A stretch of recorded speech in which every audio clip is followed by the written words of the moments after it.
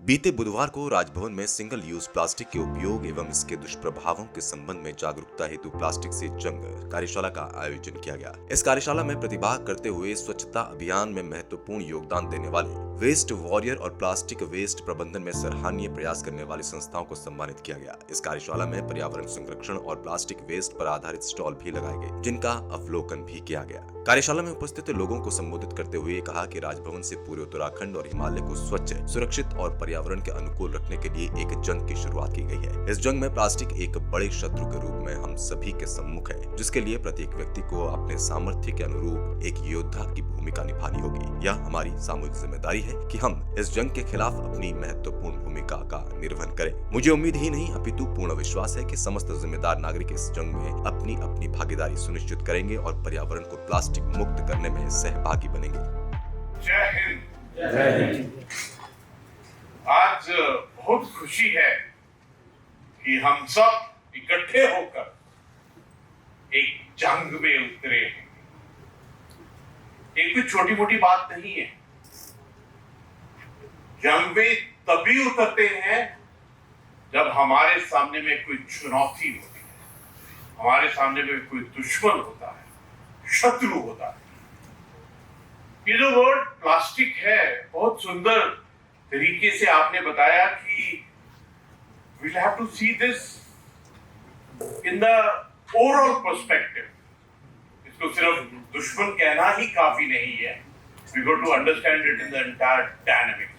एक कॉम्प्रिहेंसिव तरीके से जो चंद्रभूषण जी ने हमको बहुत ही सुंदर तरीके से बताया, we got to understand that.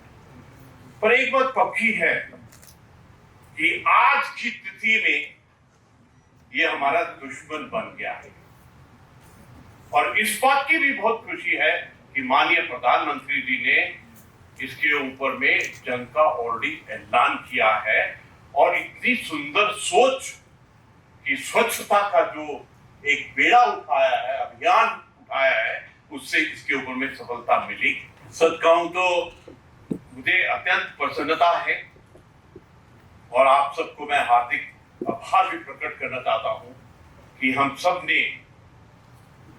सब निकले हैं विकल्प की तरफ देखने के लिए, क्या संकल्प ले और उस संकल्प की कैसे सिद्धि प्राप्त हो। ये जो सेमिनार हम कर रहे हैं, इसमें अवश्य ही मंथन, चिंतन और कुछ ऐसे विकल्प निकलेंगे, कुछ ऐसे संकल्प आएंगे सामने में कि हम इसके ऊपर में we will score victory over it. मेरी आपसे अपेक्षा है कि आप अपनी योग्यता, अपनी क्षमता, समर्थ के अनुरूप प्लास्टिक के विरुद्ध जंग में महत्वपूर्ण भूमिका निभाएंगे।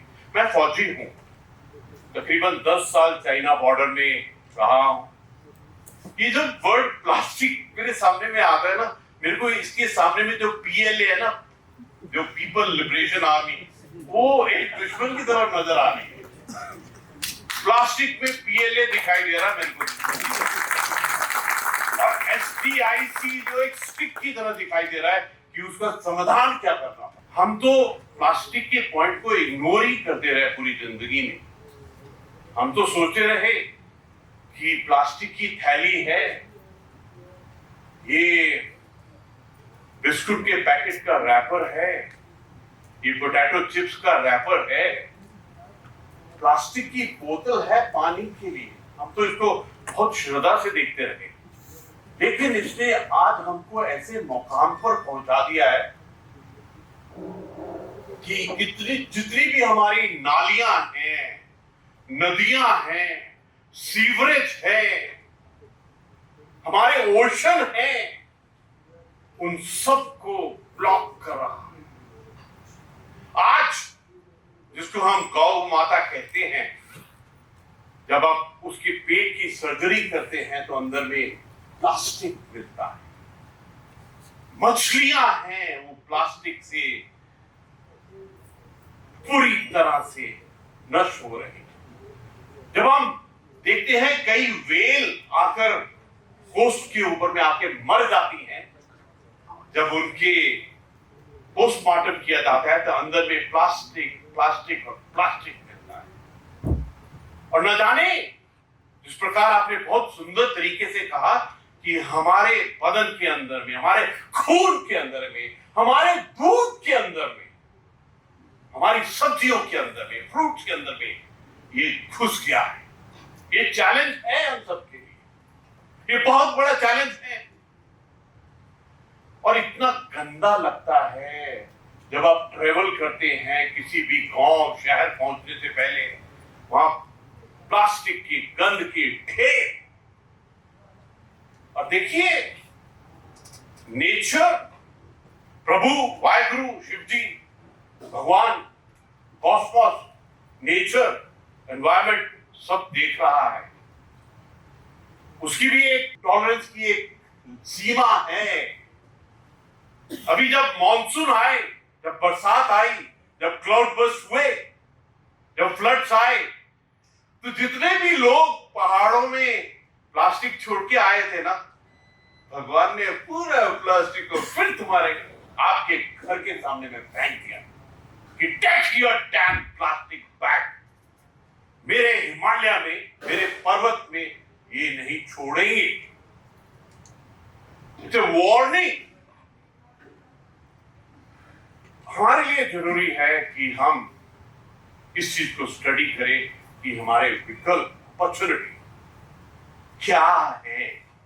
ये समाधान इसी परिवार के बीच में से ही आएगा।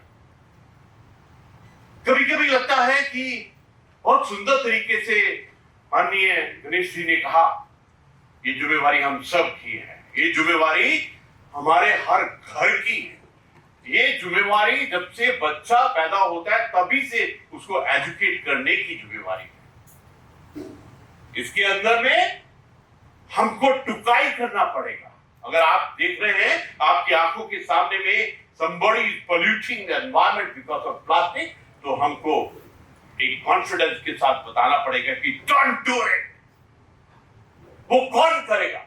वो आप हैं जो करना पड़ेगा। अगर हम नहीं करेंगे तो हमारी सांसें रुक सकती हैं इस प्लास्टिक के कारण।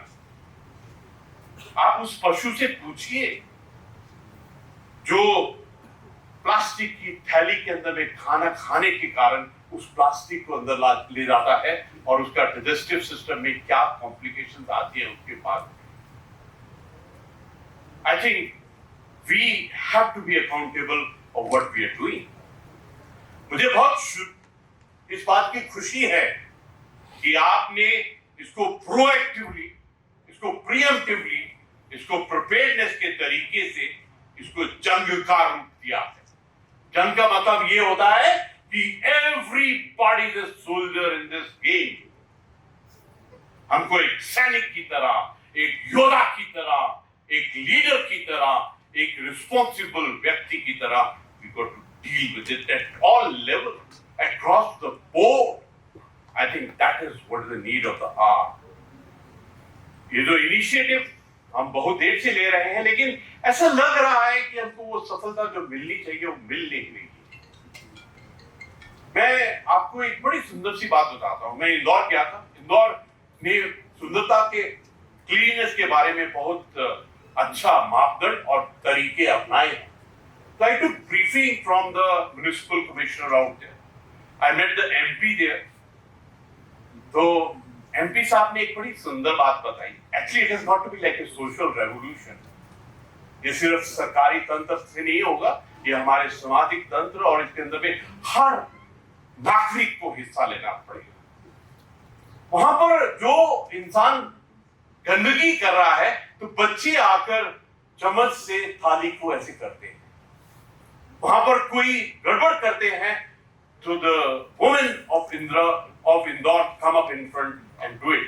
वहां पर जितने भी सफाई कर्मचारी हैं उन्होंने नॉर्मल सब सरकारी काम 9 बजे शुरू होते हैं, लेकिन उन्होंने अपना काम 6 बजे शुरू करने का एक बेड़ा उठाया है।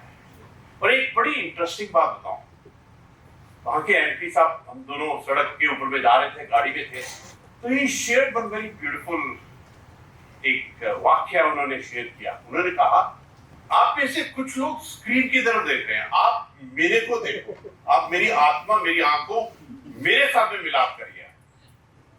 जब आप वहां देख रहे हैं, मेरे को लगता है ये दूजा गुरमीत कितना आ गया।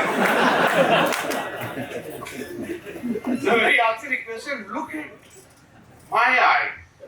आपका दिमाग को मेरे दिमाग से मिलाइए, आपकी आत्मा को मेरे आत्मा से मिलाइए, क्योंकि ये जो प्रॉब्लम है ना प्लास्टिक की, ये पूरे ब्रह्मांड की प्रॉब्लम है।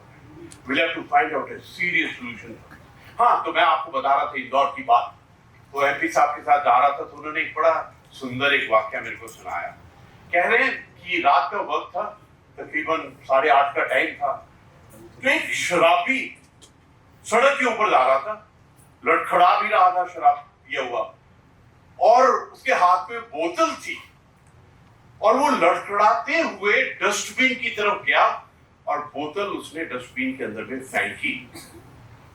कहने का ये मतलब है कि जब हमारी आदतें, हमारे इन्वॉल्वमेंट, हमारा सोच विचार हमारे नशे से पहले आए कि एक शराबी क्लीननेस के लिए बोतल को भी कचरे के डब्बे में डाले, then only we succeed. ताली मांगे।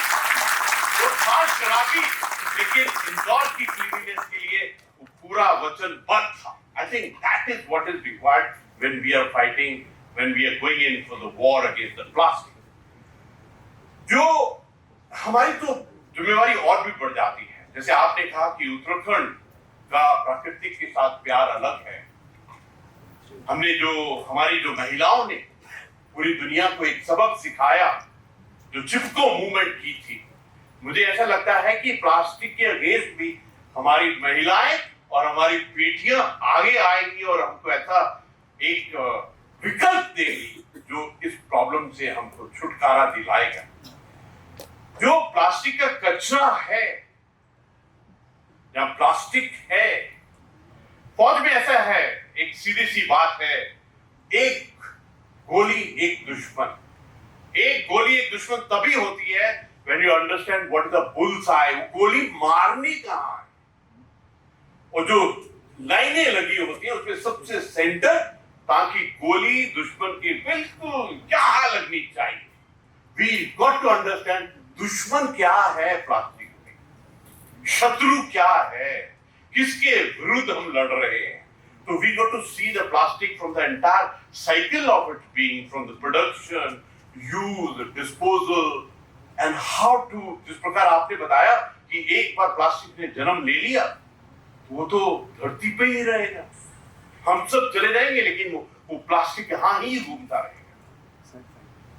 So I personally feel that we got to understand what the bullseye in this warfare against the plastic। दिखता मित्र की तरह, साड़ी खरीदी, प्लास्टिक की थैली पे किया, लगता वो मित्र ही है।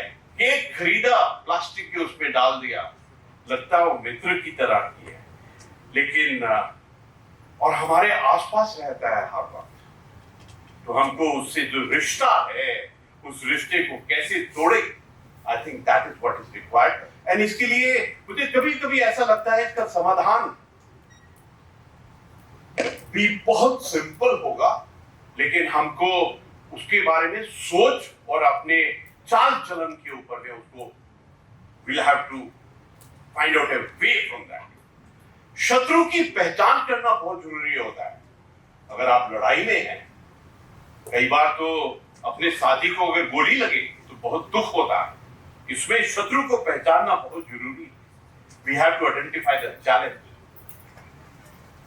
ये एक्चुअली जितना हमको डैमेज कर रहा है हमको पता नहीं चल रहा है, because it is slowly doing। आपने कहा कि पेशेंस की बात है। आप अगर पेशेंस के स्पेलिंग में जाएंगे, तो अगर आप बहुत पेशेंस करते रहेंगे तो खुद ही पेशेंट बन जाएंगे आने वाले टाइम में। मुझे ऐसा लगता है कि अभी टाइम आ गया है that we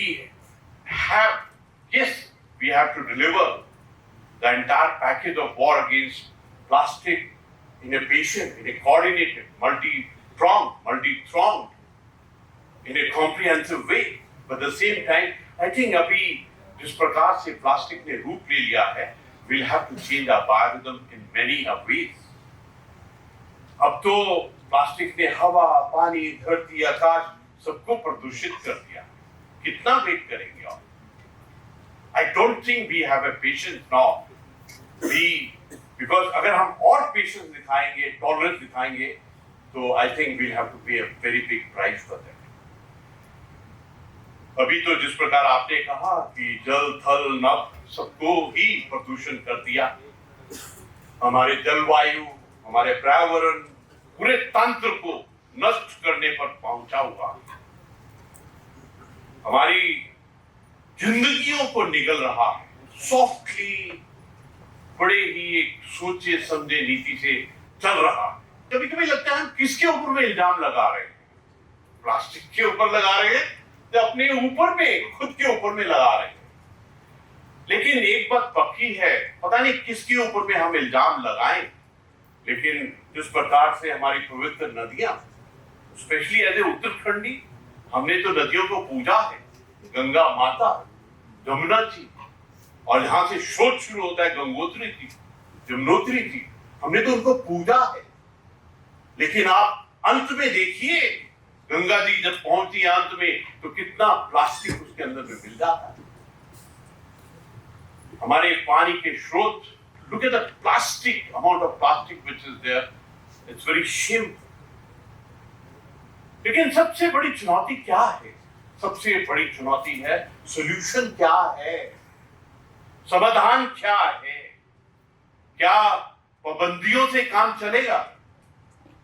पाबंदियां तो हम लगाते आए हैं, अभी आपने बताया हमको इतने सुंदर तरीके से, पाबंदियों की कमी नहीं है।